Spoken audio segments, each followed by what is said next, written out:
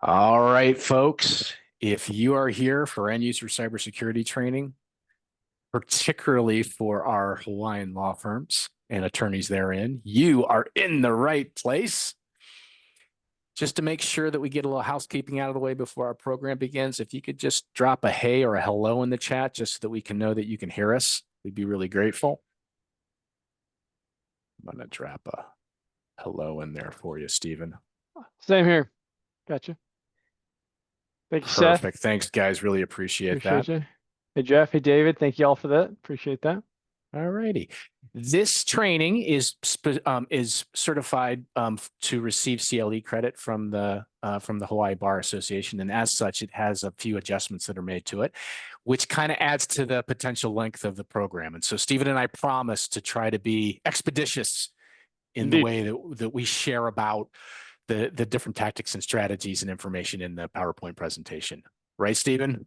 Indeed, I will keep my mouth shut more. Speaking of that, my name is Jason Claus. I'm the Director of Marketing here at Endsight, and Stephen Hicks is our subject matter expert and presenter today. He leads our cybersecurity practice area, and in addition to being just one of the smartest guys at Endsight, he's also just a really funny, really friendly, really kind guy. And Stephen, I appreciate you making time for us today. Thank you, buddy. That was kind of you. Thank you, Jay. I appreciate that. Well, I fat fingered. Oh my goodness. All right, here's our agenda for today. And you can see we've got some added things. We're going to talk a little bit about why cybersecurity is important for law firms. We're going to do a fundamentals overview. This should very much feel like Kellogg's cornflakes tasted again for the very first time. But if it doesn't, that's okay. We're going to go over basic cybersecurity hygiene, blocking and tackling. We have a section dedicated to legal ethics and rules. At about the midway point, hopefully it'll be midway, we'll stop for Q&A. But if you have questions in the meantime, by all means, feel free to put them right in the chat or drop them in the Q&A or raise your hand and we will get to you. Then we've got some, we're gonna take apart the anatomy of a phishing attack and how it works, kind of the psychology underlying it. And then we've got some specific phishing examples for you. And then we'll leave everybody off with with a recap and some resources. Also, this is being recorded and we will make sure to get this out to you and to anyone else that is registered and might not be able to make it. So, and please feel free to share it. All right. Before we get to Stephen's piece of it, we really like to give folks an opportunity just to kind of vent a little bit if they want to. Why are you here? Go ahead and throw in the chat. Stephen, I know what you're going to say. Go ahead and say it. Jason makes me. Get Jason, it out of the way. I don't get an option. I strongly requested that you would be here. That's fair. That's fair. And we have a small-ish group today, so folks don't want to put stuff in the chat. I guess that's okay. Don't you think, Stephen? No worries. Okay, I think we're going to hope you're awake. All right, let's get into it then, Stephen, and let's talk a little bit about why cybersecurity. I mean, it's important for everybody. Oh yeah, but it's really important for law firms. Typified in a huge way by this build slide that we've got from Sophos, right? So we've had this slide in this training for almost 2 years now, maybe even more than that. But it's because it does a really good way of just kind of describing how an attack works. In the modern world, the attack typically starts with one of us clicking on something that we were coerced into. Maybe we got FOMO'd into it, or there was something that made us click on something that we shouldn't have. That's what this training is about, trying to help us head off. But unlike in the movies where you get the skull and crossbones that pop up and they go, your machine has been hacked. That's not what happens here. In this instance, in this case study, for 8 weeks, a human being, an attacker, had access to the corporate environment and was reconnoitering this environment to learn what the value of it was. What's the value of the data? What would the best way to position this new company and this new access to the broader market so that someone else could launch an attack? And at the 9 and 10 week mark, this is how we know this is what happened. The logs just go silent because what we believe here is that the initial attacker is a part of a group called an initial access broker. Stephen, the the cyber threat landscape has evolved so that we have specialists, and there's actually conglomerates that employ different people in different roles in the organization, right? Yep, You want to absolutely. help people understand what an initial access broker is and where he fits into the ecosystem. Absolutely. So the initial access broker is either the charismatic person or the talented hacker that can get you in. They're the ones that trick a human to get you to click on something you shouldn't, or they're the ones that break through the defenses. That's far less common. Typically, we're getting for someone who is able to initially establish a presence in this system. This is in contrast to the person who actually wants to perpetrate the attack, right? The attackers can usually have negotiations involved. You're talking to an insurance company or the FBI or the actual organization itself. It's frequently those are different skill sets. The threat actor industry is large enough now that they are able to differentiate and specialize. Right. And so in this case, the specialist who had the access sold it, and the new owner took over. At the 11-week mark, the logs start showing additional nefarious behavior. The new owner of this access, again, doing some reconnaissance, trying to understand the ideal way to launch the attack. And it was 3 months after that poor person clicked on the wrong thing that the actual attack was launched. It was at 4 o'clock in the morning, and it was for and they demanded $2.5 million. Now, whether that got paid or not, we don't know, but we do know for certain of other instances where the ransom has been paid, right, Stephen? Correct. It's relatively common, especially when it comes to law firms. Reputational risk is a very significant thing, and if you're a member of the bar association, as you know everybody is, you have to disclose so people know what happened. Yeah.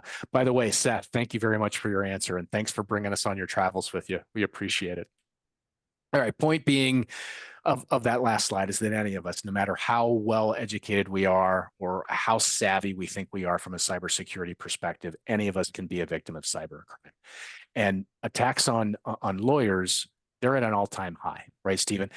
How about if I just build the deck for you? Sure. Does that So make better sense? Yeah. yeah, We'll just do that. Okay. everybody, we And I know know this there's a data. lot here. Stephen will go through it.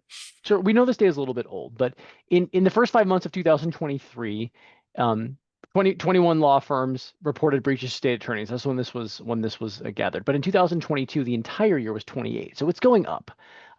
Attorneys typically, they're supposed to report. Not everybody reports their breaches, but they think about 29% of the law firms have experienced some kind of a cybersecurity vulnerability. Now, this doesn't mean it's a breach, right? It could be a stolen laptop.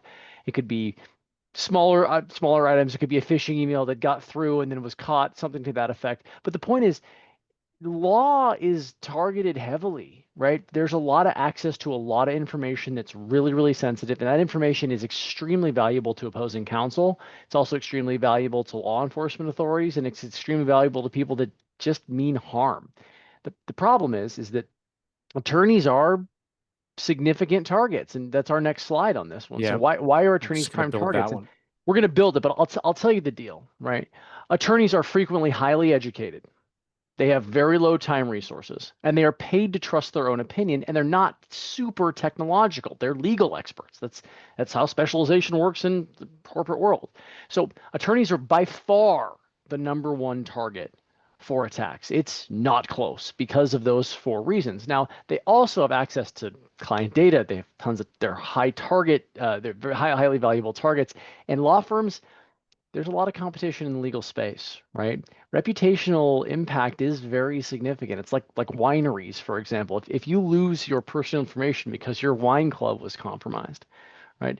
Going to another winery is not all that hard. It does not cost you a lot. The switching cost is quite low. Law firms are a little higher, especially because you have to rebuild a case, but it's not non-existent, right? So there are plenty of law firms that have lost quite a bit of business because they were breached and they had to say they were breached. And if you know your attorney, that one of the attorneys you're speculating at has had a previous cyber breach and it's Googleable in 10 seconds, you're going to pass on that and move on. So the busier you are, the more valuable information you have, the more you trust yourself, the higher attack target you are. And that makes lawyers number one. So that's one of the reasons we have this specific type of presentation here, is because people need to understand law firms have an elevated risk profile, and it's because of the data they have, the type of employees they have, and the focus that they have. Yep. And there's some Here's some recent good examples. activity These just to ones are kind of fun. share, right? So these are, and by the way, you can easily chat GPT or Google the most recent ones. In fact, I did before this call, and there are at least 7 public ones that I could find in 2025 as we were doing this presentation. And those are ones that I could find in 20 seconds with chat GPT publicly available. These ones are also similarly publicly available. So please understand, this is a subset. This is not every breach that has ever happened recently. There's assets with very high, or sorry, law firms with very high level assets, A-lister entertainers, very large ransomware demand, fraudulent email requests. There's data breaches from vendors, and the point of this is to say there are 3 different types of examples here. It's not always I clicked on something and my network was breached, right? It could be somebody spoofed me and I didn't even really send that message. And now we need to understand what it would take to do that and how you would protect against that. And that's a challenge. Also, supply side, if your vendor experiences a data breach, like say Oracle, which just did this year, maybe it's not something you use, maybe it's something one of your vendor uses. That's a significant issue. The point is that the Hawaii State Bar has made very clear decisions on what you have to do and what you have to say as an attorney, what your due care is, and what your fiduciary and legal duties are. And we're going to go into that in a few more slides. But the point is, there are multiple different ways to be attacked. There are multiple different ways to have reputational or financial loss, and the bar says you have to report. So that's a concern. It's one of the reasons we're doing a specifically legal focused presentation today. Yeah. Thanks, Stephen. All right. Now, this slide is totally you, Stephen. I love this one. So just so hackers don't care. No, they care. Yeah. Just not, no, just yeah, not, they want just your, not the way you client think. might. So everybody seems to think I'm too small. It doesn't matter about what I have doesn't matter, right? But they're not necessarily targeting you, and that's less important. Jason, go back one slide because I want to make a point about this, everyone. Have you noticed on the first 2 examples a very significant difference in demand? So in 2023, Endsight had 2 really significant breaches across clients that were not part of our standards. One was a florist. Florists don't have a lot of money, right? It was a $15,000 demand. Florist went out of business. That's too much for them. Then we had a law firm where it was a $7 million demand. And the problem with that is people seem to think they're going to get in, figure out what they have, and then like look up your finances or something to that effect to determine how big and then they go, oh, it's not worth my time. That's never happened, right? It matters that once an attacker gets access, they figure out what they have access to and how much that is worth. And your client data is probably worth a heck of a lot, and they will make the demand the appropriate size in their mind for how much they think you are willing to pay to not have your data compromised. Right. And potentially even offer up a customer service organization to help facilitate the transaction. Indeed. And call it that. Oh, I couldn't imagine. I couldn't imagine that. Okay. We're going to move past this one. Let's talk a little bit about the scope of our training and just some other things to consider, right? Cybersecurity training, cybersecurity best practices and good citizenship from the user community. That's part of the people, but cybersecurity is people, process, and technology in that order. And so doing good, having even a recurring cybersecurity training is kind of like putting the fence around the house, right? But you wouldn't just do that and leave the door unlocked and not put up lights around the house or video cameras. There's different layers that you would have, right? So in the same way, this is a great first step, but it's not the only step. There are tons of other things that you should be paying attention to. And you can be doing this with Endsight. If Endsight's looking after things for you, you could be talking to your current provider about that. But regardless, there's conversations that are kind of beyond the scope of this that you probably should be having. And we can't do end user training and not at least broach this at least a little bit. We actually have some slides on this about the Hawaii State Bar's actual opinion on due care, fiduciary rules, core standards. They're coming about why this matters. Okay. For our fundamentals overview, we want to start off. If you don't remember much from today, and we hope you actually take a lot away, but if you don't remember much, we want you to remember a couple of things. One, every time you're your fingers touch a keypad or they touch the keyboard.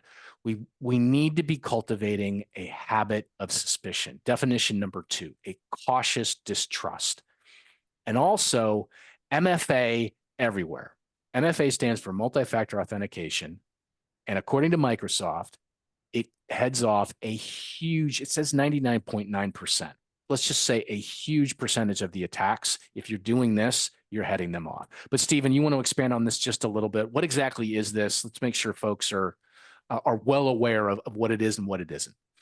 To be clear, when you log in, first you claim who you are by putting in your username, and then you prove who you are by putting in a password. Multi-factor authentication requires you to prove who you are in 2 different ways from 2 different categories. In the modern world, we understand these categories to be something you know, like your password or your PIN, something you have, like your phone or your ATM card, and something you are, like a fingerprint or retinal scan. 2 different categories. I say I am shicks at endsight.net. Then I put my password in to prove that claim. Then I have my phone, which allows me to put the multi-factor in to further prove that claim. This is table stakes in 2025. If you're not doing this for basically every password you've put in anywhere in the world, something should be wrong. And we don't only mean work. In this case, personal things matter too. LinkedIn is a big deal for attorneys, but personally, Amazon, Gmail, they all have multi-factor authentication, very free, very easy to use, and it should be something you would just consider to be part of passwords now. Passwords without multi-factor are super easily breachable. They're on many lists everywhere. Humans are bad at them. We're going to talk about that in a little bit, but multi-factor is a big deal, and it's probably the most important part of this entire presentation, along with suspicion. Being suspicious and using MFA or 2FA everywhere, right? Just thought it might make it helpful for folks to see how it works in our environment. In the Endsight environment, I would either go to office.com or I would Google and get to my Microsoft 365 login. When I go there, it will ask me for the first piece, right? My email address. I put that in. That then takes us to Endsight's tenant. I put in my password. And then this screen pops up and my phone will bong at me. You can see my authenticator will go, hey, you need to put it in here. So I click on that. I check the map, and I think that's really important. You check the map that it is coming from where it should be coming from, or roughly thereabout. And then I would put the number from the approved sign-in request dialog box there on the machine, and then it asks for my BIOS, and then boom, it drops you right into my 365 tenant for Endsight. Not completely friction free, but fairly frictionless, and it works. Also, this isn't every single time I log in. It's throttled based off of the criteria that Stephen and his team have set, so that this only happens on occasional occurrences, just to verify that I am who I say I am. Now, all of that. And there's still a thing called MFA bypass. And you've talked about this in office hour sessions before. We've got videos about it. But Stephen, can you expand on what is this exactly, and what's the easiest, or I guess most apparent way to make sure you're heading this off? So everybody, multi-factor authentication is still the strongest thing we have right now. It's not perfect though. Please understand that it is possible to bypass multi-factor authentication if a user is tricked. If you put your password and credentials into a website that looks like the website you're supposed to be at, but in the address bar, which we're going to go into in a little bit, it isn't the right website, it is possible to steal that token. So that right there is where you're looking to make sure you're on the right site. That is definitely Microsoft's site in our screenshot. But it is absolutely possible to make a website that looks exactly like a real site, and you put your information in the wrong site, and then they've got your credentials, including your multi-factor. Now, while we would agree it's probably not common that you do that on a cybersecurity presentation in front of a computer where we're telling you this is exactly what it looks like, it's far more common to do it on your mobile when you're doing other things and you're distracted. In fact, in 2023, the most common place we saw people breach was a car wash. They were just going to the car wash, checking their email. We got about 7 or 8 breaches that year from that. It is just it's a lack of care, and it's a lack of diligence. So the point is, it's not perfect, and nothing ever will be. Still the best thing we have right now, though. right? And we're going to talk a little bit more about diagnosing the URL, what's in the yellow there, if you find yourself on a page and you have concerns about whether it's a malicious page or not. Okay, so that's multi-factor authentication. Here's another one, multi-channel verification. And this one's really, really important. Stephen, you want to drop a little knowledge here on this one? Yeah. So to make this one as Or maybe brief as don't drop possible, it, share it. How about if I you mean, share it? it's Right? I'm a Yeah. record. I'm going to drop it like the base. Uh, so the reason we're saying this, everybody, here's what this is.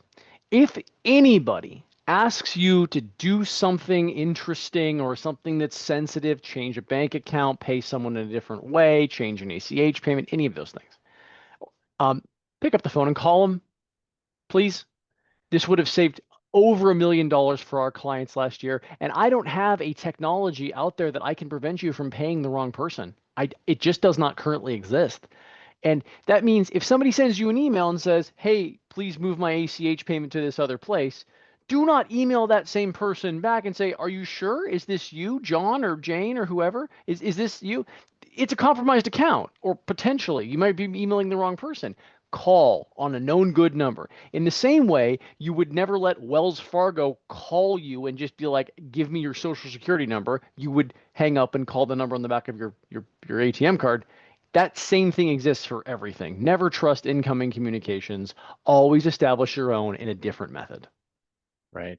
This is something that isn't as easy to do as it sounds because you're busy, you're working. Stephen, you like to talk a lot about being a millennial and picking up the phone one Yeah, of I hate phone the calls. hardest things you could ever possibly do.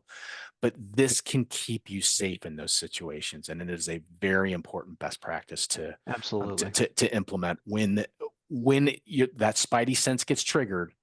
This is the tool to use. And Okay. to that end, I've never once had anyone call and say, is this really you? And gotten upset. Clients do not get Mm-hmm. upset about that. Partners do not get upset about that. I'm just being careful. Did you actually make Yep. this request? Yeah, that was me. Cool. Thank you. I Yep. got to do my due diligence. I have actually done this with Stephen Many before. times. Yeah. Totally fine. Okay. So the two multis, right? Multi-factor authentication and multi-channel verification. They're not the same thing, but hopefully we've been able to share some good information there. Now we got two easier things that are also best practices. From an identity management perspective, you may have seen this type of a logon on websites that you've gone to. Stephen, you want to explain what this is and why it's not just more convenient, but it's also more secure? Sure. So what this does is this connects an external service to verify who you are to the website you're trying to log into. Rather than you giving the website your first name and your last name and your address and your email address and setting a password and giving them all your personal information, you just say, hey, ask Google. And Google says, yep, that's Steve. You can ship it to here, but you don't get to store that information. You just have to ask us every time.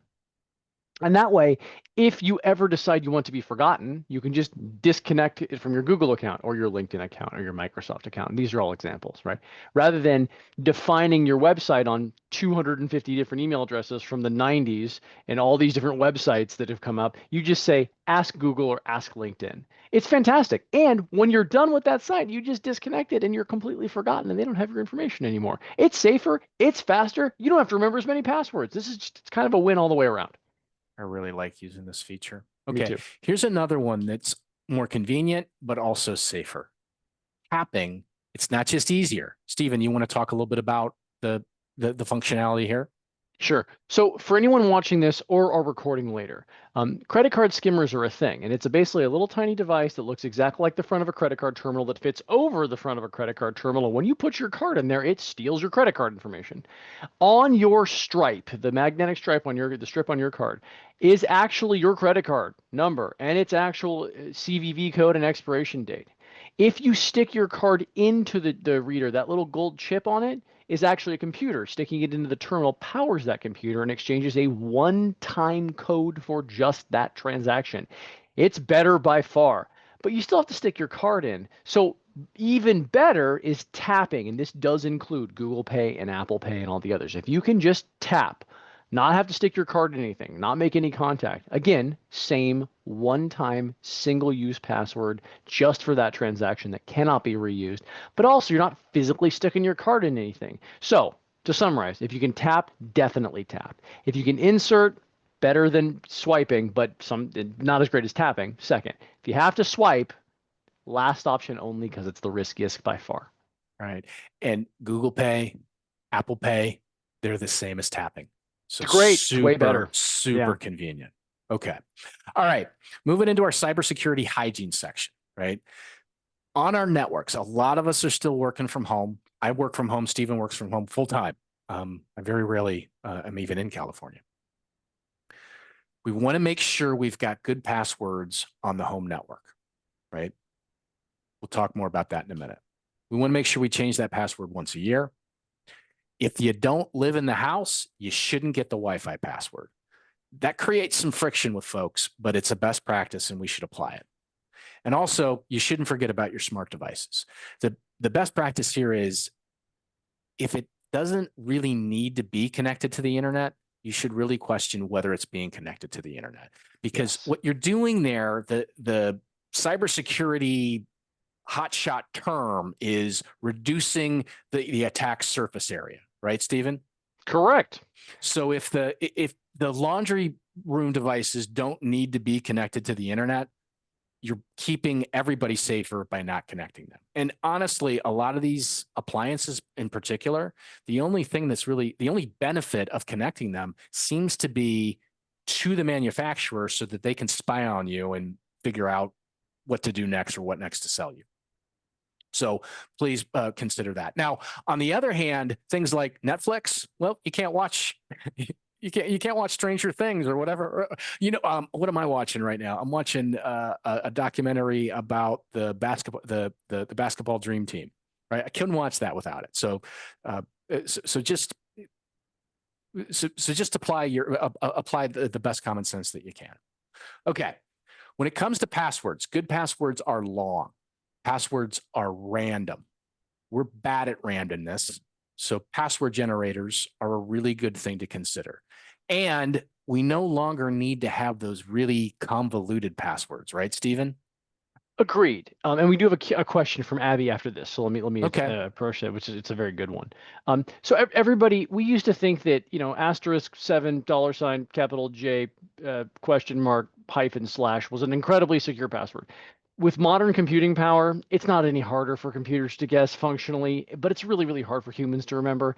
The best passwords are just long, and they are made up of a bunch of words crammed together that mean something to you. Please do not use your anniversary, birth date, kid's name, dog's name. That's not the best one, but in this case, this is the correct horse battery staple comic, and it's a very famous one on the internet.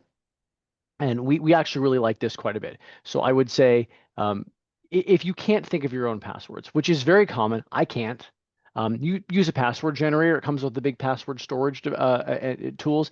I will put a couple of them in chat for this, but for the recording, professionally, Endsight uses 1Password. That is our current password storage medium. And personally, I use Bitwarden. They're both excellent. One just appears to be a little bit more appropriate for professional versus personal to me. I would stay away from LastPass. They were breached very significantly twice and lied about it. That being said, generate your own passwords. Don't make them up yourself. Save them in a password solution. Move on with your life. Don't write them in your little black book on the top drawer of your desk. We know about that one. Right. But we do have a question. Abby says, "What about the thermostat being connected to the internet? Does that put me at risk?" Probably not. My thermostats are connected to the internet. I like to be able to change the temperature of my house from my phone, especially when I'm gone. What Jason was trying to say, and he's right, is if you're going to get a benefit from connecting it to the internet, I mean, the benefit that you need, exercise it. Like your baby monitor, for sure, right? Your televisions and your Roku devices, absolutely. Your cameras and your doorbells, of course. Thermostat's another good one.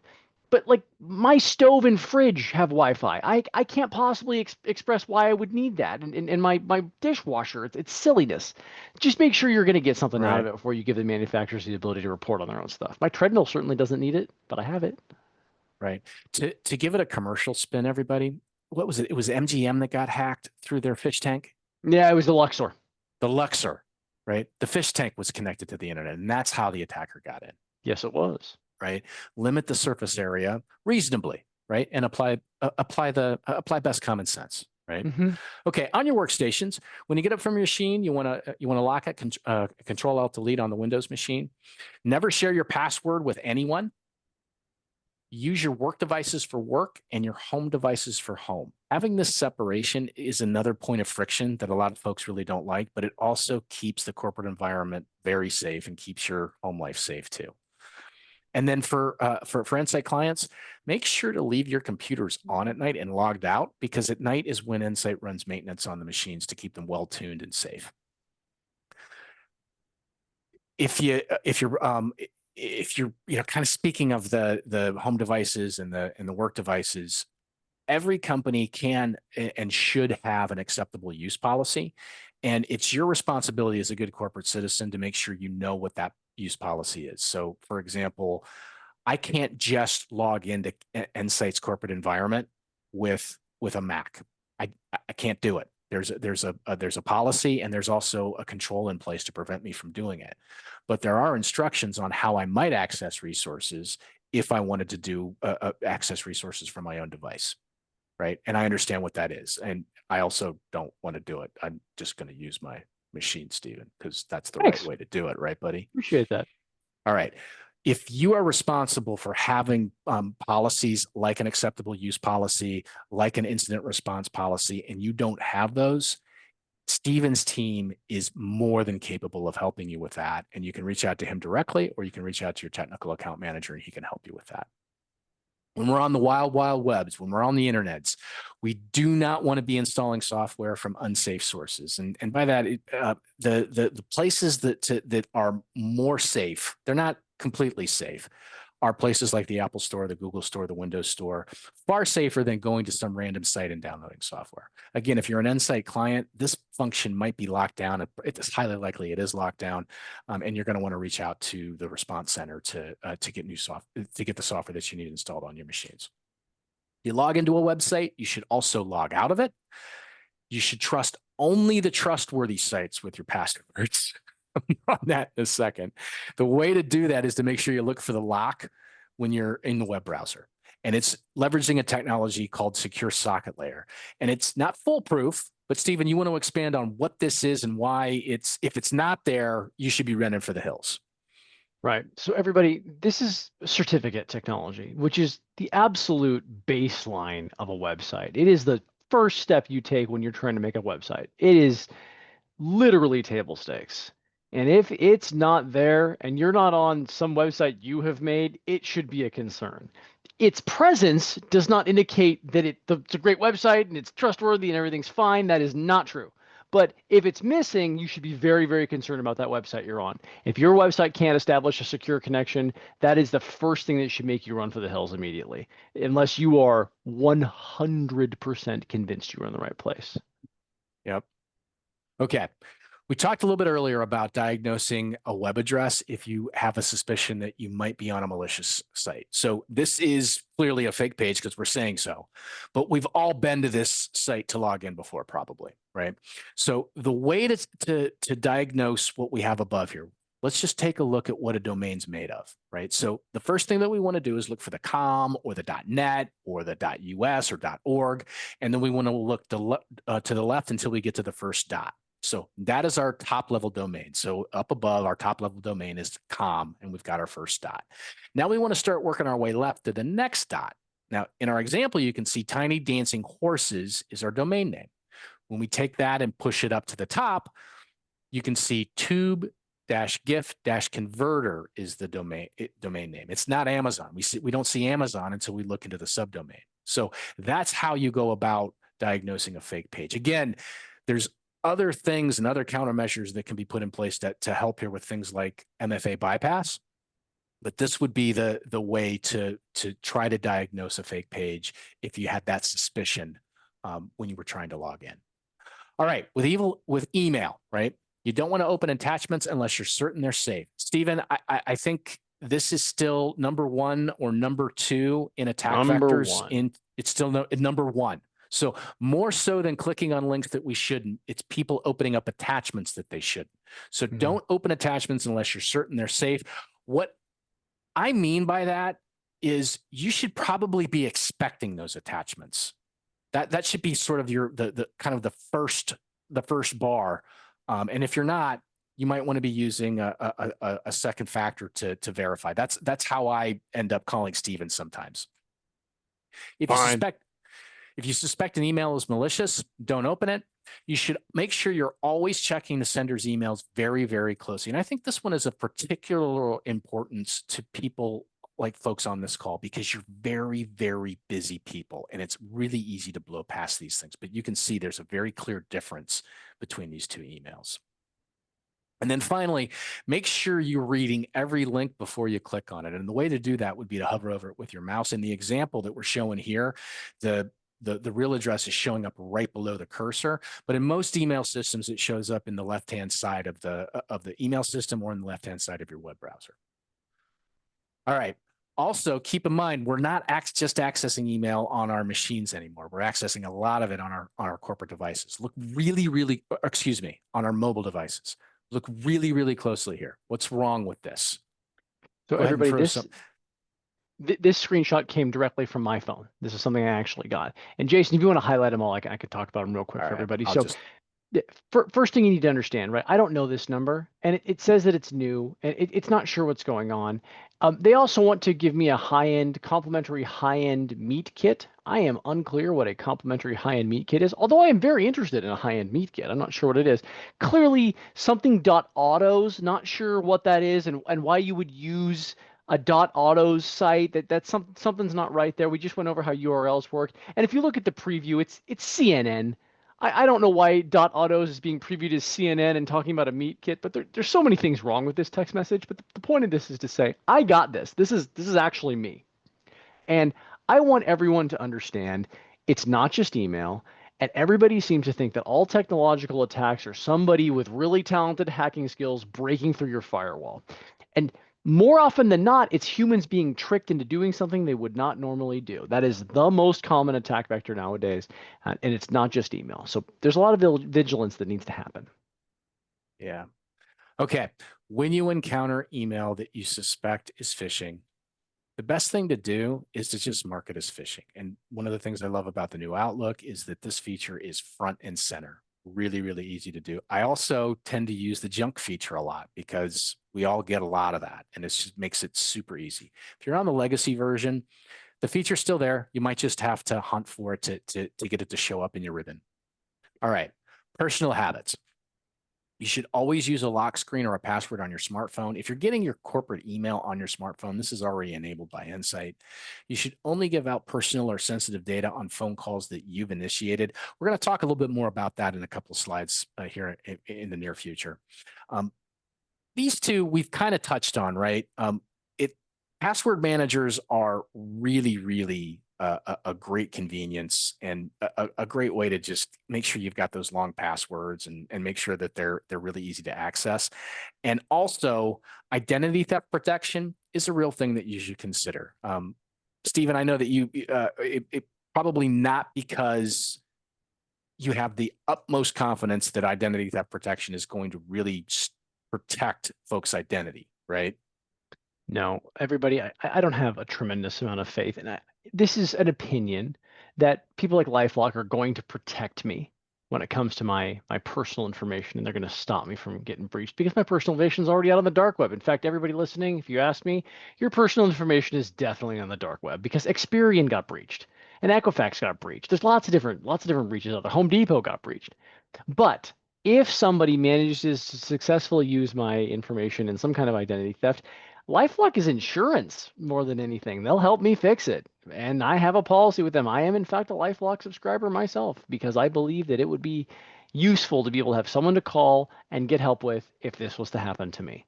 So that's why we like this thing. It's not because I think it's particularly protective. I think it's insurance. Yeah. I also am a customer of this product. Now, the full disclosure, Endsight doesn't really have a horse in the fight with either of these two products. We just use them. One of the things I like about this one is that it gives me the ability to monitor my accounts, and I have thresholds set. So when there is a transaction that exceeds a certain threshold, I get a notification about it, and I really like having that. It helps make me feel more safe. All right, Stephen, you've been promising or threatening that we were going to talk a little bit more about legal ethics and rules and items that are more specific to the Hawaii bar. Indeed. So let's talk about ethical considerations. And again, I'm just going to build the slide for you. Sure. So everybody, the duty of client confidentiality is HRPC Rule 1.6.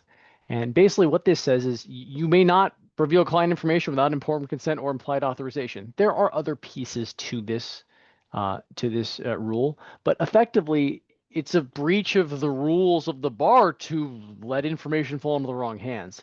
If you have an account where the bad guys or somebody inappropriate got information from your clients, it's a breach. There is also a rule to inform clients of risk, right? You need to understand that you can maybe not be vulnerable yourself, but your vendors could be, or their vendors could be. You have to make sure you're doing due diligence to make sure the vendors you are using and working with are doing their due diligence. In fact, additionally, clear communication is important because in one of the examples we showed previously, there was an email sent from ostensibly a law firm that said, here's your bill for $600,000. It didn't really come from them or was from a breach. Make sure your billing information and instructions are very, very clear. And honestly, please only collect necessary data. It's very, very hard to have a data breach for data you don't have. It's damn near impossible, actually. So the reason we're saying it is that reduces your attack surface as well. And having an incident response plan that you have tested, have written down and is in a drawer and people know where it is, rather than we'll figure it out, or no, we're pretty sure we have it. And I can't stress this enough. This is a very, very common thing, everybody. People don't want to spend the time and energy to do incident response plans and test them. And that means that they'll make their best decisions in a crisis. Nobody makes their best decisions in a crisis. One of the number one ways to determine how well a firm is going to recover from an incident is how developed their incident response plan was beforehand, because they made a bunch of non-emotional decisions, not in situ, about how they were going to deal with a problem. Right. There's more Okay. too. All right. I'm going to let this one build as well, my friend. Yep, So you already referenced the first one, I think. Okay. I've referenced the second one is HRPC Rule 1.1. This is you must the competence rule is you must provide representation with legal knowledge, skill, thoroughness, and preparation reasonably necessary. And that means if you do not understand technology, and many lawyers don't, this is an incredibly common thing in the legal profession. You're not technology experts, you're legal experts, and that's okay. I am not a legal expert. I'm not a construction expert. I'm not an automotive expert. Have to seek valid advice from a professional that knows. It is not acceptable to say, I didn't know and nobody told me and that's why I got breached. Not a defensible not a defensible position. As for the safekeeping property rule, basically that is holding client money in a client trust account separate than the actual firm's finances. Again, if some data was stolen or ransomware was attacked or money was spent in the wrong way or sent to the wrong place, it could be super bad for the law firm if, for example, they paid something that shouldn't have been paid. And this just recently happened. Now, it's a California case, but this just recently happened in California where effectively someone won a case. The case is Thomas v. Corbin, in case you wanted to look it up. Effectively, Thomas sued a restaurant group for personal injury. This person won. The defendant's attorneys paid an attacker instead of Thomas. Thomas said, "I never got the money." The insurance or the firm said, "We paid it, not our problem." And the court said, "No, you didn't. You did not give the victim their money." And what they ruled was, the person who is in the most likely place to prevent the fraud is the person responsible for preventing the fraud. In this case, defense counsel did not fully vet the email address that was instructing them where to send the money, sent the money to the wrong place, had to send it again. So that's where the safekeeping property rule comes into this specifically. I'm aware it's a Hawaii rule and I used a California case. Similar cases exist in Hawaii. This is just a very salient and recent example. Yikes. All right. Formal opinion. Okay. So 477R. Basically, formal opinion 477R is you must take reasonable steps to provide client confidentiality when using electronic communication. In this case, what this really means is if you are not encrypting your data and you're just emailing things around, everybody, whether you're on the call or watching the recording, please know email is not encrypted. It is not a safe way to send confidential information. It is the most common way attorneys send confidential information. And every time they do that, they are in violation of this opinion. So let's go to the takeaways, right? Which is the next slide, please. Thank you. So lawyers have a duty to take reasonable efforts to prevent unauthorized access to client communication, specifically easy to mention email, but there's others, right? You can't text confidential stuff. You lose attorney-client privilege immediately when that happens. And it also sets forth the definition of what reasonable standards are. And reasonable standards are making sure you're doing the right thing, talking to the right professionals. And here's the deal, everybody. I have yet to meet a law firm without a very developed internal IT and risk reporting and assessment structure that fully understood the risks of how they were sending their data across. It's just very, very common.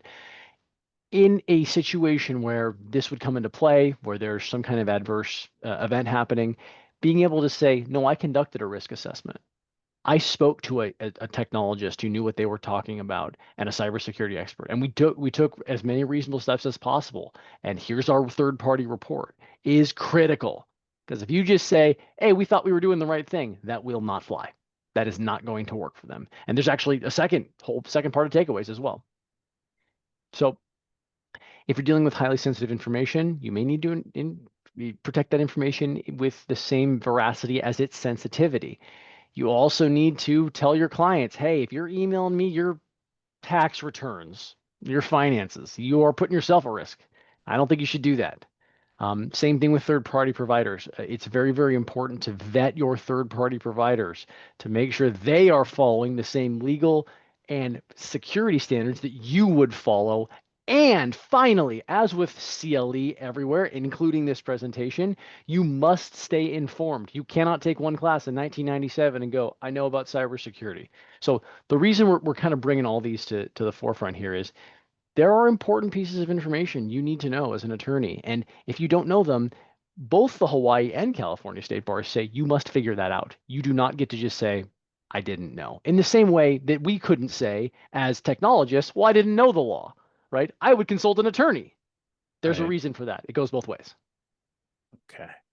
All right, we're going to move past the Q&A section. If you have questions, please just make sure to get them in the chat. We'll answer them there. What we want to move into is the anatomy of a social engineering attack. How does it work, and what's the psychology that underlies it, right? So it's best explained through these couple of slides here, right? So this guy that you're looking at, people have strong opinions about him one way or another. If he came into the home office right now, I would be very happy, right? And if he offered me a Coke, I'd probably take the Coke. I would drink the Coke.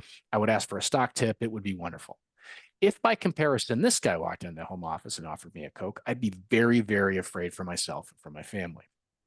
Point here is that as human beings, we use context to try to decide what's safe and what's unsafe. And in the example here, one of the things that I think is really notable, in neither example did I really give a whole bunch of attention to what was in the can of Coke. And it's these three pieces that a social engineer will use to try to perpetrate an attack, right? It will be the Joker trying to impersonate Warren Buffett and trying to conceal what's inside the can of Coke, making it feel like it's innocuous, right?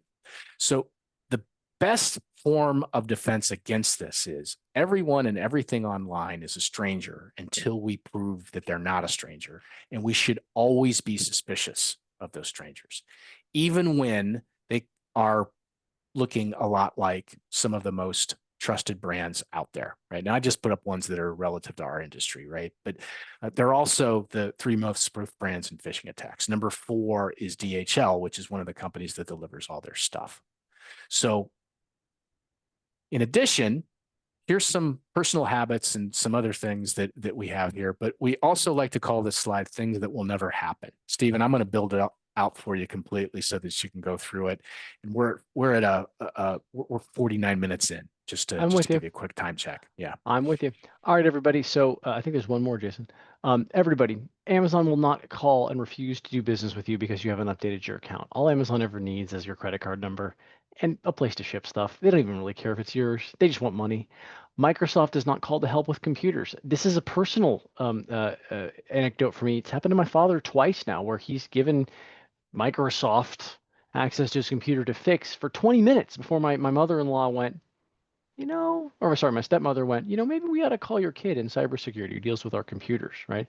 You may notice I'm not currently being arrested in Thailand, but my grandmother sure as heck got a phone call in her old folks' home saying I needed money and didn't believe me when I called her and said I didn't need money. She was more willing to believe the person asking for money. I had to physically drive to see her, and she was very shaken up that I was not in Thailand. She believed them entirely. Anybody ever get an email for a Yeti cooler or something else in Gmail? And I don't think anybody's ever gotten those prizes yet. You don't win random prizes for things you haven't entered. Um, we send fake phishing emails out to clients. This is a way of testing and making sure people are paying attention. The number one email we send is, we found a puppy in the parking lot. Can you please take a look at the pictures of this puppy and tell us if you know who owns it so we can get it back to its owner? It's got an 80% click rate right now. And the last two are obvious ones. Obviously, Jason and I work from home, and we send parking rule changes out. Jason lives in Ohio. This is not a thing, right? We're not. I don't know why we didn't click on that.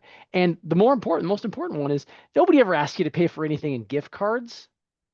The reason I Yeah. mention all these, none of these are technological attacks. It's not somebody breaking through a firewall and hacking the system and all that stuff. It is humans being tricked with things that on the surface seem ridiculous, but they do keep working. And that's interesting to us. We're not sure why that is, but this is a scam prevention seminar effectively here is what we're Right. doing here. These are how they work. I guess when we have evidence that folks are not falling for the gift card thing anymore, we'll take that bottom bullet point off. But Yeah, and sure. That'll ever happen. until, right? All right, let's get into some phishing examples. So here, we're going to show some examples and go ahead and drop into the chat some of the things you've been learning in the time that we spent together here. So here's our first one. As you're looking at this, what do you see that might be throwing the suspicion flag?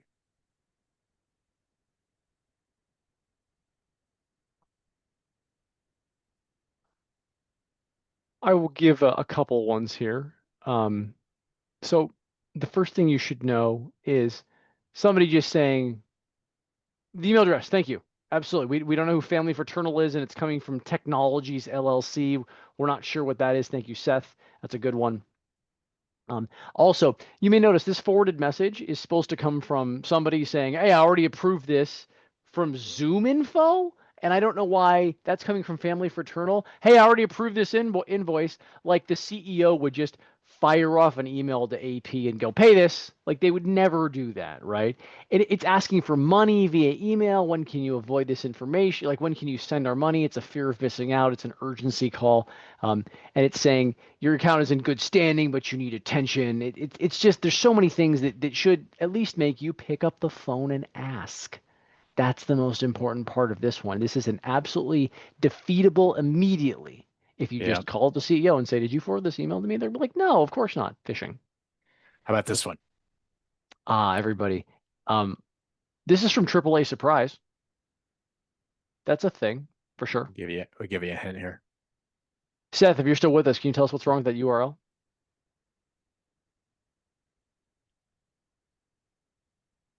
So I'll give you a couple things. Thank Yep. you. Hit Yes. the pig, Jason. Very good. Oink, oink, Thank you, oink. sir. Something that Yes. will never happen. Very Yeah, good. because Very AAA is good. giving away free stuff all the time. Also, that the mouse over is wrong on that link. It's important to point out, like you're not getting free things. Like that's the greed Yeah. motivation is so strong in scams. Yeah. All right. Last one. Now, this one, pay close attention. Go ahead, Stephen. I know you love this one. No, no worries, everybody. We got this one from an actual account manager at our organization, and he actually gives us quite a bit of good information for these webinars here. This is don't click links. I agree with you. Now, based on this link from LifeLock, we're not. This is what a LifeLock email looks like. We think the person in question could not tell whether this was real or not, so they sent it to me, and it's this ridiculously long link of complete gibberish. And the truth is, I didn't know either. I can't tell you if this is legit or not. So what do? I had this person, independent of this email, go log into LifeLock with an address they knew and a URL they knew and a link they knew and see if there was really an alert on their account. And there was one. This was a real email. But how the heck would you know based on that freaking URL? And even if you thought it was real, it's so incredibly suspicious looking. We found your information on the dark web. Let's review this activity. It's a sense of urgency. It's a very obfuscated URL. It looks like a LifeLock email, but we know that doesn't mean anything, right? So this is what we're trying to reinforce. If Chase Bank calls you, hang up. Call the number on the back of your card. If LifeLock emails you, delete the email, go to the LifeLock website. That is the safest way to do these things. Never use the original medium that was sent to you. Right. And Stephen, in this example, Joseph reached out to you directly. Were you even the least bit upset that he did that? Not even kind of. In fact, I got a great little example out of it. It doesn't bother me at all. I was grateful that he used it. He's like, wow, I'm not sure. And we got to talk about it here. Yeah. All right. Thank you for going through these with us, everybody. Seth, really appreciate the involvement. We have a quiz that we've created. It's called Fish Detective. Aaron Krebs did a great job. It's 10 examples, and you just say whether it's malicious or not. I'd encourage you to take it, and also pass it on to other folks in your organization, because it's just a great way to sort of have a little bit of fun, but also test your knowledge. Also, Stephen mentioned that we do more advanced fish testing as well. And if that's something that you'd like to take a look at, we've got a video that you can watch. We've got a page dedicated to it, or you could even talk to your technical account manager. This would be sort of the next step to potentially consider. We promised you some resources and a recap.